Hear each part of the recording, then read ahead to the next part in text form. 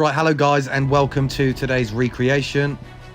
As most of you will know, at this moment, this is the famous Stephen Lee shot. It's a shot that he plays with unbelievable amounts of timing and cue power. Look at the arc in that.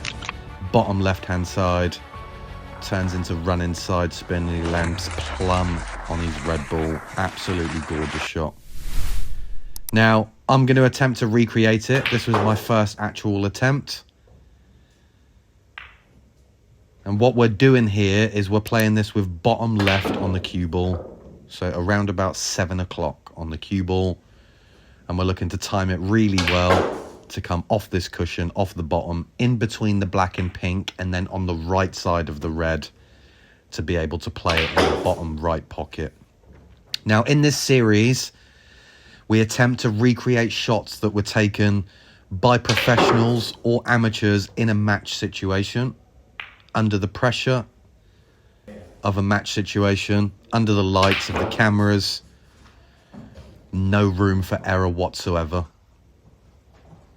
And I'm going to tell you a few things that I learned along the way, what I was doing wrong, what I found difficult. And hopefully not only will it be entertaining, but also educational for you as well. Right, let's get into it. Now, first thing I want to point out there is I'm a pool player, guys. I'm not a snooker player at all. I'm not someone that's blessed with great timing and cue power. I'm not an unbelievable potter. So snooker was never really my game. I was always a pool player. I was always a thinker. I liked the tactic side of it.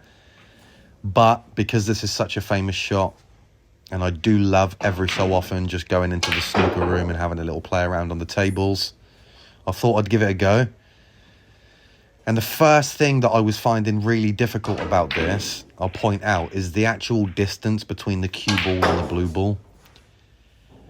I found that quite challenging because normally I'm not playing side over that distance. And it's actually the distance as well between the cushion and the cue ball. It's such an awkward place. I'm not sure whether I want to put my hand on the table or whether I want to put my hand on the cushion and use a different type of bridge at distance. But either way, both of them are timed completely different. And when you've got your hand on the table, normally you'd have to hit that considerably harder. Couple of shots like this, where I'm kind of playing it. I don't think I'm going to get it exactly the same way that Stephen done with the arc. I'm not sure what happened with the pink here. I must not have replaced it. Anyways, we didn't get it on that one. That was a version with Derek's cue.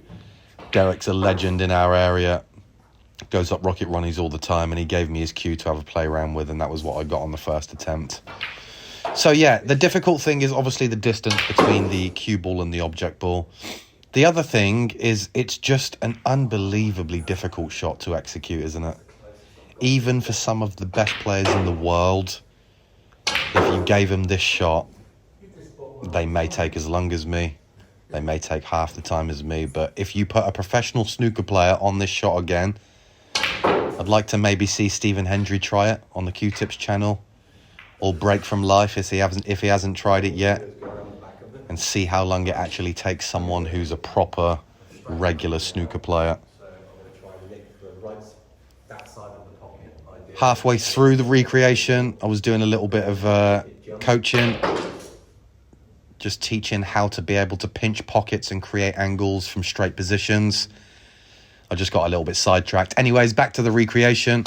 So bottom left-hand side, off that cushion, when it goes through the gap, the problem is with the table that I'm playing on is the cushions straighten up loads.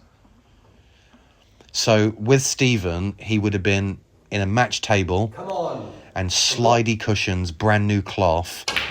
So he would have been able to do things on the table that I wouldn't. I mean, I know that sounds probably a little bit odd to hear because he can do things on the table that I could never dream of doing anyway. No matter what table, no matter what cloth we're playing on, no matter what cue we've got. But just in general, because of the slidiness on the table and because of the brand new cloth, he will be able to create an angle that I just can't do on this table. This one I hit so sweet. Go for it, go for it. Apologies for the language there. That's BK. Oh, you got it, man. You got it. And what I'm actually going to start doing, guys, is when I do recreations, if I've got somebody present with me at the time, I'm actually just going to introduce them and go, look, you do one attempt. You're going to have one attempt at it. If you get it, brilliant. It's going to look great on camera. But if you don't, no problem. We'll move on and carry on exactly where we were anyway. So this is BK. He had a go. He said it was quite easy, but unfortunately he didn't even pot the ball. There we go. So, again, sidetracked, but we come back. Played a lovely shot here again, but it clipped off the black, unfortunately. I would probably say that the main things I learned along this whole recreation is, number one, you're not Stephen Lee, and number two, just stick to pool. I'd probably say just stick to pool. I've done 2.5 hours, 94 attempts, and this is probably the best I could have hoped for. We got it pretty good, and I'll accept it. We got the rest out. We tried potting the red, just like Stephen did. I don't even know where the blue's gone here. Oh, hang on, I just potted it. And that's today's recreation. Cheers, guys.